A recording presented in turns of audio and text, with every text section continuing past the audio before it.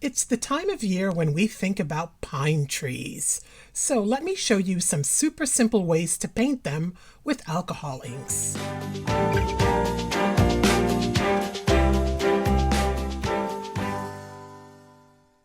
Hi everyone, it's Miriam with a Y. If you're into alcohol inks and all the things you can do with them, make sure to subscribe and click the bell for tips, techniques, resources, and more. For today's project, I'm going to work on GRAFIX opaque white craft plastic, but you can do this on any alcohol ink friendly surface, like glass, ceramic tile, plastic ornaments, etc. For my inks, I'll use a mix of Kielty and JACQUARD PIÑATA alcohol inks, but you can mix and match any blues and greens that make you happy. It doesn't really matter which colors you use, as long as you have a couple of light greens and a couple of darker greens, and whatever colors you want for your sky. I'm going to be making a bluish sky, but you could even use red and purple if you want more of a sunset or sunrise sky. So that part is all up to you. For a little fun, I'll be turning out pine trees into Christmas trees at the end. So I've got some extra embellishing things pulled out. But all of this is purely optional. These trees that we'll be painting are pretty on their own. So the added bling is just if you want to take it there. For my painting tools, I'll use a wide paintbrush with isopropyl alcohol. I'm using 99%, but you can use 91% just as well. I've got a tiny point paintbrush and a tiny point dotting stylus. These will come in handy for little details. You can also use a toothpick if you don't have one of these on hand. And the secret weapon for my technique is a humble cosmetic sponge. This little piece of foam rubber is a tree-making wonder. Let me show you how I do it, and you'll be able to do it in a matter of minutes. Let's do this. I've got my graphics plastic down, and I'm spreading a bit of alcohol onto the surface, and then adding some blue inks for my sky. Any blues will do. Or, like I said earlier, even purples or reds if you want more of a sunset or sunrise situation for your sky. Now I'm swirling the alcohol and the inks around while they're still wet so that when they all dry, the sky will have a bit of a soft, cloudy look. Since I'm going for a snowy field, I'll wipe a teeny bit of ink down here too to suggest texture in the snow, like mounds and small hills. I'm going to end up fiddling with this again some more later, but just for now I'm giving myself this. Next I'm going to add some falling snow. I've poured a bit of alcohol into this little cup, and using my dotting stylus, I'm adding tiny drops of alcohol to the sky. Each dot will bloom just a teeny bit and create a white dot. Another way of doing this is to use a toothbrush or paintbrush with a hint of alcohol on it and then flicking the alcohol for tiny drops landing on your surface. Now me personally, I prefer adding my dots individually so that I have more control of where they end up. But I recommend trying the brush method also, like on a scrap piece of graphics or a ceramic tile, because you might love doing it that way. With the background done, let's pull out our tree maker, the makeup or cosmetic sponge. Now, when you get these, get the cheapest version you can find. There is no reason to get high-end sponges for this at all. The first thing I need to do is trim it. Play around with this part. Try cutting different shapes for yourself. For now, what I want is a pretty thin edge, and I want to eliminate the squared off ends. I kind of want them to come more to a point, but I don't want the edge of the sponge. I do want it to have somewhat of a surface. So after a little fiddling, I ended up with this. And here's a comparison with another uncut sponge so that you can see what I ended up doing. For this way of making a tree, I start by adding a couple of drops of ink in my lightest green onto the sponge and lightly patting it in a straight vertical line to indicate where I want the center of my tree to be, and also to give me a sense of how tall I want it to be. Now I'm going to work with just a section of the inked edge of the sponge and kind of sort of randomly dabbing it and widening the base as I work my way down the tree. I'm going to do this on both sides of the line. Now, try not to be crazy symmetrical on both sides. Nature is not that symmetrical with trees. Your goal is just the sort of like an impression of symmetry, just kind of like faking symmetry. Also, when you apply your inks with the sponge, you really are just gently sort of like angel kissing the paper with the sponge. This is not a wet, sloppy kiss. The sponge and the paper, they've just met. They don't know each other that well yet. So their kissing is very kind of, tentative. Let's put it that way. It's very, very light, tentative kisses. The important thing with doing this is also to have your sponge be damp and not wet. If it's too wet, the ink's going to bloom and you won't get the fun tree texture. You might want to have a scrap piece of plastic or a ceramic tile to test out how wet your sponge is before you start dabbing. Now, if there is blooming of the inks when you kind of test out your sponge, just wait a minute until it dries a bit. This technique totally works best with a slightly damp, almost dry sponge. Next, I'll add a slightly darker green and then dab it mostly on one side of the tree. And this is to suggest a little bit of shading on that side. Like this is the side that the sun isn't hitting. And make sure to add a little bit of the dark color on the sunny side also, just for a little touch of realism and dimension to your tree. And then also camouflage the center line that you put down so that it doesn't look like this straight line just running up the middle of your tree, which, you could have done with a brown ink, I suppose, and that could be like your trunk.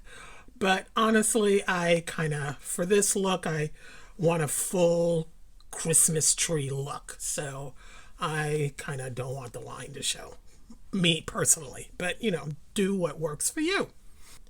Another way to do this is to skip the whole center line business and start by dabbing in the widest part of your tree and then narrowing up as you dab going upwards. Or you could start at the top and kind of work your way down and widen. But I think that the wider base narrowing up gives you a better sense of where you're headed. I don't know. That's me. But again, do what works best for you. In doing this, I decided the base was wider than I wanted. So I did some editing by wiping off the far left and right corners with a little alcohol on a micro brush, and then painting in some more texture for the snow again. And now I'm going to put in my third tree, and I'll do it the same way that I made the first tree. If you want a new shape or a fresh edge, you can always trim your sponge again. And to lighten your color, you can also add a drop of alcohol to it. But remember, the important thing is not to let the sponge be too wet. Now make sure to stay until the end of the video when I'll show you a super quick way to make a whole grove of trees in a matter of seconds with your sponge. Literally seconds. Okay, now let's see about decorating one of these trees with inks and more. I'm going to start out by putting in some garland. I'm going to use PIñATA brass for that, but you can use silver, gold, or even copper. I just tend to like the color of the brass ink the best. I also like PIñATA metallics the best in general for this type of high shine task because they're the absolute shiniest alcohol ink metallics I know. You can paint this in with a tiny paintbrush or a tiny point stylus, even a toothpick, really. Other options could be a gold Posca pen or 3D metallic paint or metallic acrylic paint. But again, I wanted the highest shine, so I went with this ink. Now I will use the Lumiere 3D paint for some ornaments though. And I just dot on some drops here and there. They dry fairly quickly and will give a little dimension to the tree. For a little sparkle, I also dotted on some glitter glue. Now, if you want to be a purist and stick to just alcohol ink, let me show you a trick.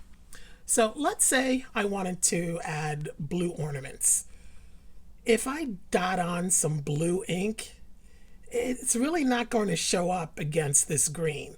And the ink is going to sort of try to bloom in the green, but since it's going to be a little tiny amount, it's going to have a hard time. And it's just not going to show up. Neither would red or any other color that you try here. So what I'm going to do is dot some pearl first. Now, unlike the colors, the pearl is opaque, so it will completely cover the color beneath. In this case, the green. And it's going to be shimmery. Now, when that's dry, I can add the blue on top of the pearl. Now the blue is transparent, so it's going to allow the shimmer of the pearl to be maintained and show through. And now I have a blue metallic. And you can do this on top of the silver too, or even the gold, but you'll have like warmer colors. So if you did the blue on the gold, you'd have more of a greeny color. But anyway, this is a way to get shiny metallics in other colors. For my star, I wanted a little more sparkle, more so than shine. So I'm using DecoArt's Glamour Dust in Gold Glitz, but I'm sure you can come up with a ton of ideas for your tree topper. So use whatever you have that you like. For a hint of fun, I'm adding tiny dots of gold to the other two trees, just so they don't feel, like left out and ignored. Now, since I painted in some falling snow, it kind of stands to reason that there might be some snow on the trees, so I'm going to add that in too. And for simplicity's sake, I'm just going to use a white India ink pen to do that. I love this because it paints over anything. And rather than stroke it on, I'm dabbing it on too to give the snow a little bit of a textured look. And because dotting snow is fun, I decided to add a little more falling snow too. I just like making dots, okay? That's really what that's about. And then I trimmed off the darker ends of the painting. And then for my last bit of bling, because, I love me some bling, I spread a thinned down coat of white glue to just the lower section of the snow. And then I sprinkled on some Elizabeth Craft crystal clear glitter. It's so pretty. And I'll show that to you at the end. As promised, let's do something a little different, but even easier with our sponge. let's make a whole grove of trees, peppered on this landscape that I've already gone ahead and painted like before. But let's practice making some trees on the back first.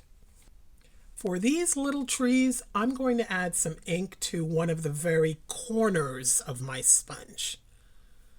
I'll put a drop of darker ink on one side and some lighter ink here and along the edge to make, the sort of a variety of color. Now, to make a tree, we're going to hold the sponge in a different position. We want this plane or side of the corner facing us. Then the action is to slightly squish. That's the technical term for this. Squish the corner down onto the surface. Now practice the amount of pressure and also how much of the edge you allow to touch the surface and the angle that you're sort of pressing down. All of these different factors will vary the width and the height of your tree.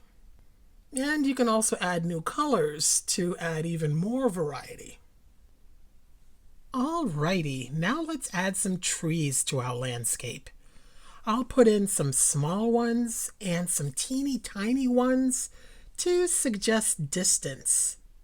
And I'll show you this part of the painting with minimal editing and no speeding up so that you can see just how quickly we can really add a little bunch of trees to complete our scene. Now, if you're making a card, the wide open sky is a great background for your sentiment or message on the front. If this is a piece that you're going to frame, you can decide on your composition. Maybe switch it up. Add some birds to the sky, maybe cut the sky down a little bit. All of these are your design decisions. Make this painting the way you want it to be. Or you can paint the whole thing on a tile, for example, and turn it into a coaster. Or paint it on an ornament. There's so many options.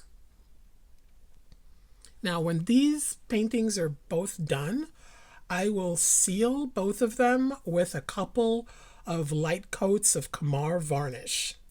And I will follow up with a UV protecting spray.